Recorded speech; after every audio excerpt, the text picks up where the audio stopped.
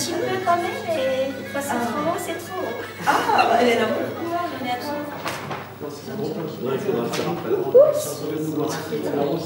pense que ça y est, c'est foutu. Cassé. C'est une femme. Tu peux exposer du coup ta théorie parce que du coup vu qu'il y a plein de mots que j'ai pas compris, je pense que ça ira bien genre ça. Discrimine de rien, ça dit bien ce que ça voulait dire. Eh ben tu le sais pas. Tu comprends, moi ce qui m'intéresse c'est de faire une vraie distinction entre sexe et genre. Par exemple, confidence, voilà, moi j'ai un pénis par exemple. Et j'ai pas envie qu'on me définisse comme tel, parce que j'ai un pénis. On n'est pas sûr que t'as un pénis, hein. Puis regarde, moi j'ai une limaongue, c'est pas pour ça que j'ai un vagin. Donc on est d'accord. C'est une distinction entre genre et sexe. Tu montreras ton vagin là Bah, c'est tout bon. Bien, chers collègues, je vous remercie d'être venus pour la tenue de ce conseil de discipline extraordinaire. Attendez, excusez-moi. Oui, Nelly? Oui, monsieur, je vous passe à madame la présidente. Écoutez, Nelly, je suis en conseil de discipline, vous ne me dérangez pas, merci. Très important, faut-il autoriser ou non les talons aiguilles dans l'établissement? J'aurais aimé avoir votre avis sur la question. Moi, je pose un premier problème. Est-ce que les talons aiguilles peuvent être autorisés dans le cas où l'élève, fille d'ailleurs, s'il y a une fille dans ce cadre-là, hein, parce que les talons aiguilles pour les garçons, c'est inadmissible. Mais si on suppose qu'une fille arrive avec talons aiguilles et qu'elle soit en pantalon, est-ce que ça pose moins de problèmes que si elle est en jupe courte? Moi, je me pose la question des parquets dans l'établissement. Et les talons aiguilles et les parquets ne vont pas de pair. Où allez-vous, Nelly? Nelly, la séance n'est pas finie, s'il vous plaît. Oui, monsieur. Excusez-moi, monsieur. Qui est autour?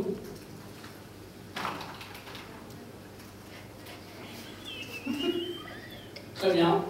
La motion est adoptée. Les talons aiguilles sont désormais interdits dans l'établissement jusqu'à nouvel ordre. Nelly, vous avez noté? Oui, monsieur. Très bien. Vous m'appellerez ma femme, elle doit avoir pris un rendez-vous pour moi chez Très bien, le coiffeur. Si, parce qu'il y a la première qui va emmener la Oui, il faut que ce soit des secondes. Des secondes, c'est ça? On est en seconde, c'est ça? Oui. Bon. Donc, mesdames et messieurs, merci d'être présents pour ce conseil de classe, de cette classe de seconde 3. Donner les notes, les moyennes. Messieurs, s'il vous plaît. Nous commençons par mademoiselle Adèle Tricot. Adèle, elle est mignonne, sérieuse, elle n'est pas très douée, donc je pense qu'une première L, ça lui irait très très bien. Mais pourquoi une telle orientation vers le bas? Est-ce que vous vous êtes posé la question de ce qu'elle voulait? Monsieur Decker, professeur de mathématiques, comment pouvez-vous m'expliquer que ce jeune Arnaud de Lagardère n'ait que 6 de moyenne en mathématiques? Madame la proviseure. Madame le proviseur. Madame le proviseur, je connais très bien cette famille, effectivement. Il m'est arrivé de jouer au bridge avec le papa.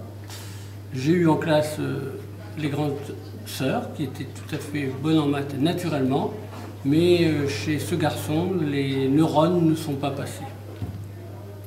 Alors, ce jeune Baboucar Ndiaye, 7 de moyenne en français, catastrophique. C'est un élève extrêmement dissipé, qui a de très gros problèmes d'expression écrite, mais par ailleurs, il est extrêmement pertinent à l'oral. Je me demande si ça n'est pas dû à ses origines. Enfin juste moi je rajoute un truc, c'est que son père est journaliste quand même. Hein. Ouais, en plus là vous posez la question de ses origines, tout ça, mais en fait il est né au Bourget comme nous. En fait on connaît depuis qu'il est tout. Ouais, c'est vrai ça. Nous allons terminer par le cas de mademoiselle Julia Dupont. Ah oui, Julia Dupont, alors là je suis très étonnée. J'ai vu qu'elle avait 16 ans sport alors qu'elle est handicapée, donc je m'interroge.